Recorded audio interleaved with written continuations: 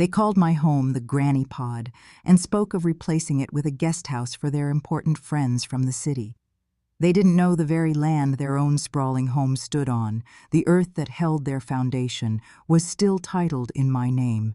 They mistook my silence for surrender. It wasn't. It was strategy. The silverware clinked against the porcelain like brittle bones. No one spoke, but the silence was screaming. The roast chicken was perfectly seasoned, the mashed potatoes creamy and hot. Not that anyone at the table seemed to notice. My daughter-in-law, Catherine, leaned across the table, her diamond earrings swinging like tiny, merciless pendulums. She set her wine glass down with a sharp, definitive clink. "You know," she began, her voice a weapon wrapped in silk, "if your mother is still living here when the Vanderbilts visit next weekend, it's going to be awkward." She directed this at my son, Thomas, but her cold, sharp eyes were fixed on me. These were the same eyes that had once looked at me with adoration, back when I'd stayed up all night to hand-sew the lace hem of her wedding dress. I had welcomed her into my home, into my life, like the daughter I never had. Now I was a liability, an unsightly piece of furniture that clashed with her decor. "If Mother Vance is still here," she continued, articulating each word slowly, as if I were a simple-minded child, "it will make us look small. They're from Richmond, Thomas. They have a summer home in the Hamptons. They host dinners with wine pairings and curated guest lists, not live-in relatives." Thomas didn't even look up from his phone, his thumb flicking absently across the glowing screen. His fork moved without purpose over his plate, pushing a piece of chicken from one side to the other. Catherine pressed on, her voice gaining a righteous edge. "I mean, let's just call it what it is. She doesn't pay rent. She doesn't contribute to the utilities. The garden she insists on keeping is half dead, and she takes up the exact space where we could build our sunroom. Honestly," she looked straight at me now, her gaze unblinking, "you're a freeloader. Perhaps it's time to consider assisted living. Let the state take care of you. That's what it's for, after all." I didn't move. My hands, worn from a lifetime of work, were folded neatly in my lap. My teacup sat untouched. "And frankly," she added, her voice rising slightly, a carefully modulated crescendo of indignation, "you should be grateful we even let you stay here. Most people wouldn't. We have been more than generous." Thomas finally glanced up. It was a brief, fleeting look, devoid of any warmth or anger. Just a flat, gray indifference that was 1,000 times more painful. "Yeah, Mom, Catherine's right. I mean, most people your age are in homes. It's not like you're contributing. My son, my only son." I looked at the space around me, at this dining room that held the ghosts of my life, the heavy oak table I had stained and polished myself, the antique china cabinet with the hairline crack near the bottom, a relic from when Thomas was 3 years old and knocked it over with his favorite toy truck, the linen curtains I had embroidered with tiny, intricate violets while waiting for a phone call from my husband, a call that never came because he was already gone. Every inch of this house, this property, the very land beneath it, held pieces of me, pieces of my history. And yet, at that moment, I wasn't even a person to them. I was a burden, a dead weight, an inconvenience wrapped in graying hair and a worn cardigan. Catherine stood up to clear her plate, her heels clacking against the hardwood floor, with an air of finality. "I'm calling the contractor tomorrow," she announced over her shoulder. "We'll start digging the foundation for the guest house on Monday. We'll need the garden cleared by then." That was my garden, the last small patch of this place that still felt like it belonged to me, if only in spirit. Thomas shrugged, his eyes already back on his phone. "Guess you'll need to move your stuff, Mom. They'll need access to the backyard." I stood slowly. My joints protested, but I didn't let it show. I looked at Thomas. I truly looked at him, searching for the boy I had raised. He had his father's eyes, but none of his fire, none of his unwavering integrity.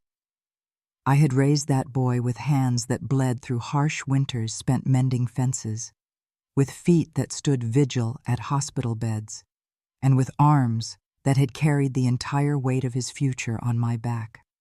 I gave him everything I had. I gave him this land, and on this night he gave me only silence, but that silence screamed louder than any insult ever could. I walked back to my cottage behind their sprawling main house. It was a small place, just 2 rooms, a kitchenette, and the garden outside. In that garden, I had planted rosemary for remembrance, tomatoes for sustenance, basil for strength, and a defiant line of marigolds along the back fence. It wasn't much, but it was mine. I sat at my little kitchen table, pulled open the drawer, and removed a thick brown envelope. Inside were the original deeds to the land, my name, Eleanor Vance, written in clear, decisive script on every single page. Years ago, I had given Thomas the right to build on the land, to live on it, to raise his family on it. But I had never signed over ownership. They never asked. They had simply assumed.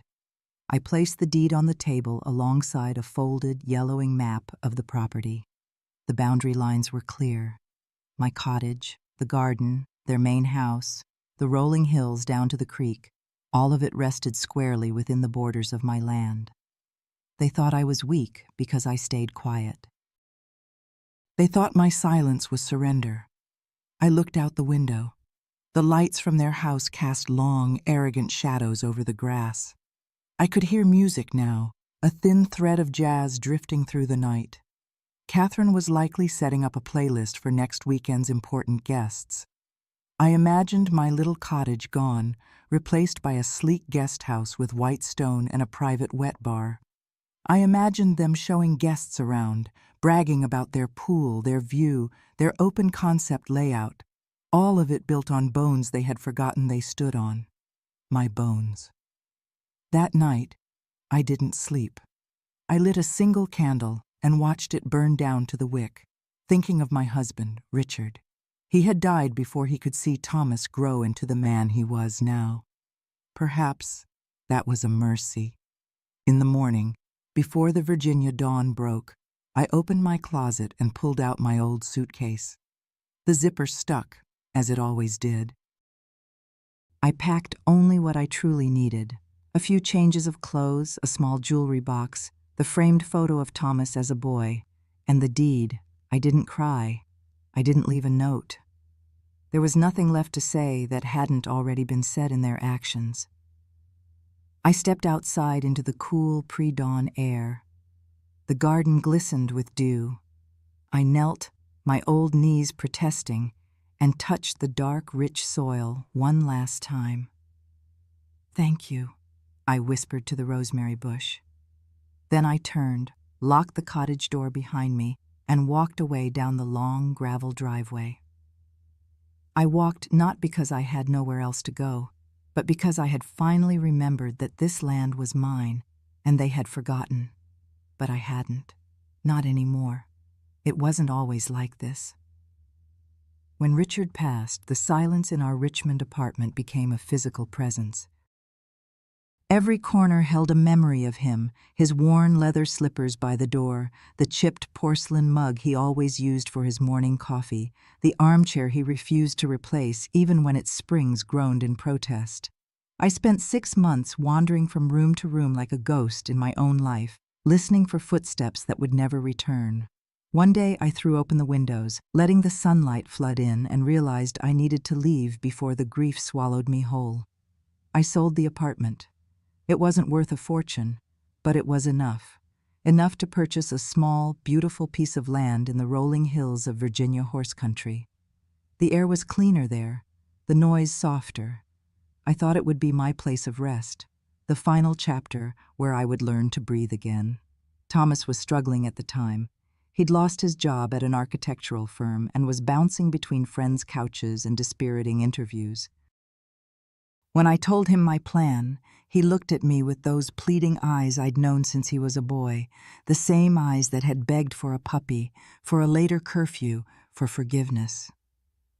"Mom," he'd said, his voice thick with uncertainty, "could I come with you?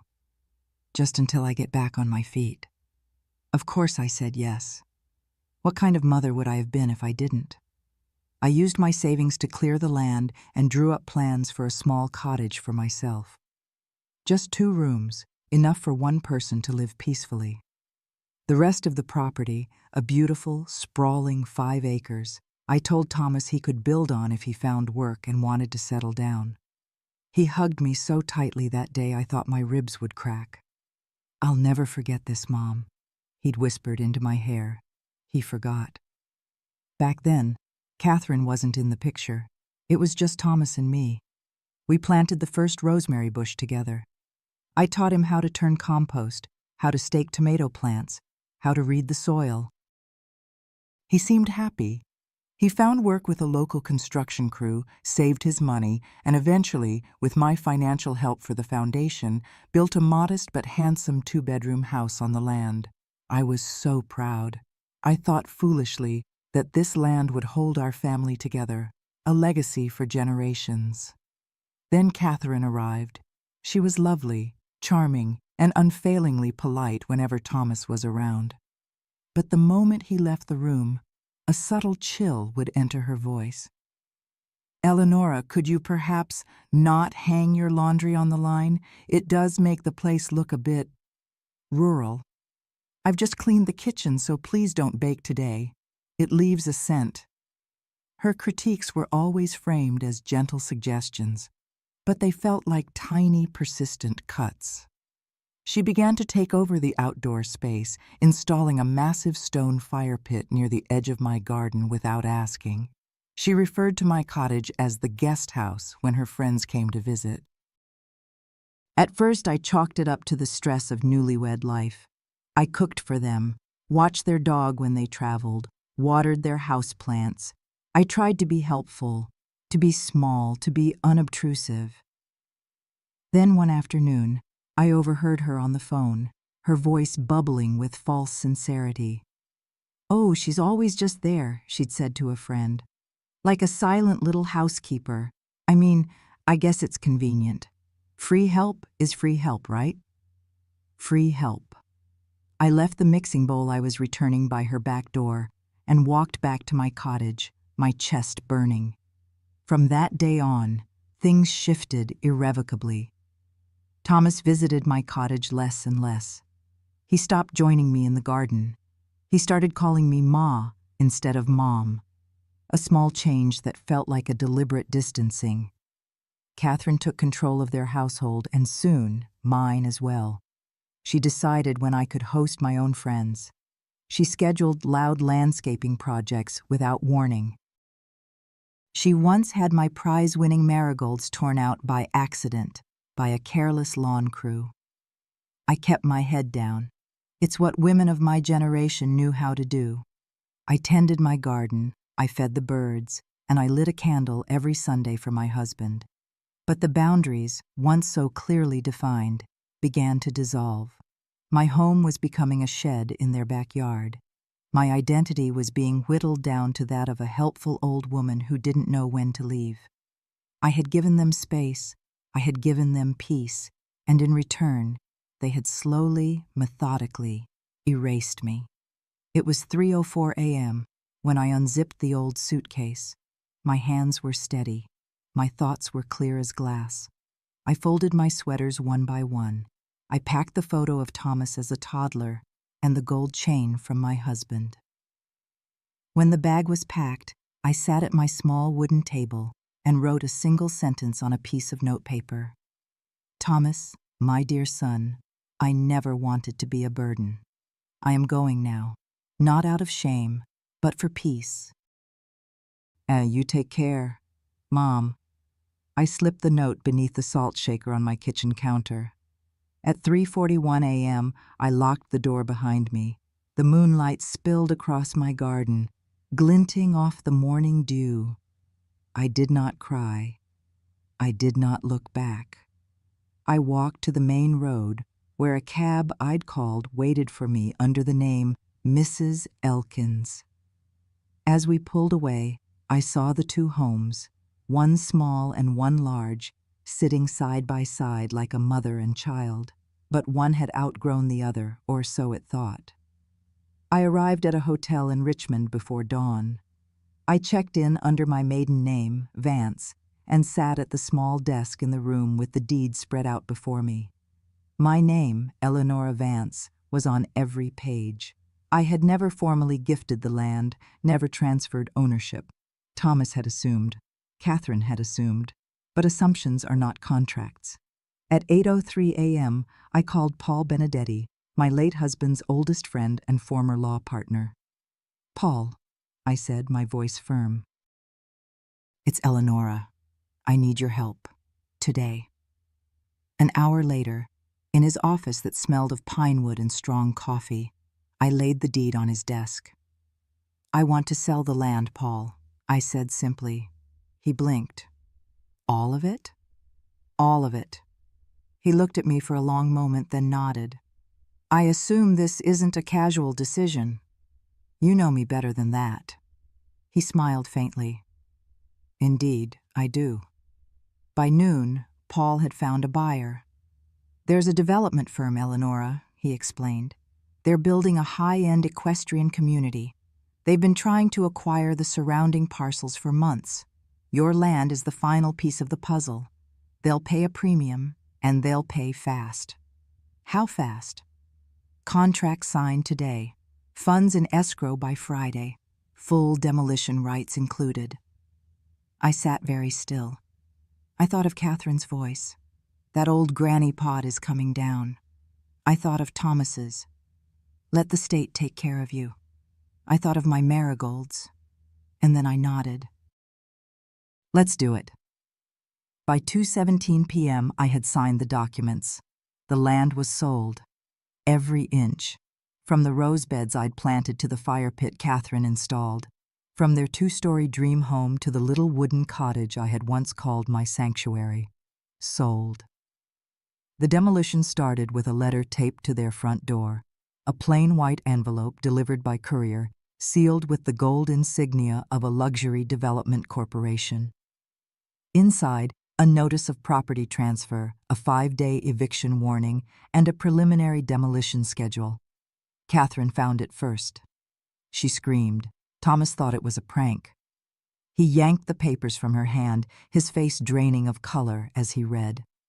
He called the county office, the assessor, the registrar of deeds. Each time, the same answer. "The land was never under your name. Title records confirm original ownership belonged to Eleanora Vance. Sale completed and finalized last Friday." "She never signed it over?" Catherine's voice was a hiss of disbelief. "You mean to tell me we spent $200,000 remodeling a house we don't even own?" Thomas didn't answer. He just kept dialing my number, his face a mask of dawning horror. The next morning the bulldozers came. They were bright yellow, like giant mechanical wasps. The sound of their engines filled the pristine country air. Catherine ran outside in her silk robe, mascara smeared across her cheeks. "You can't do this," she shrieked at the crew leader. He checked his clipboard, unbothered. "Ma'am, according to my paperwork, you have until noon today to remove your personal belongings.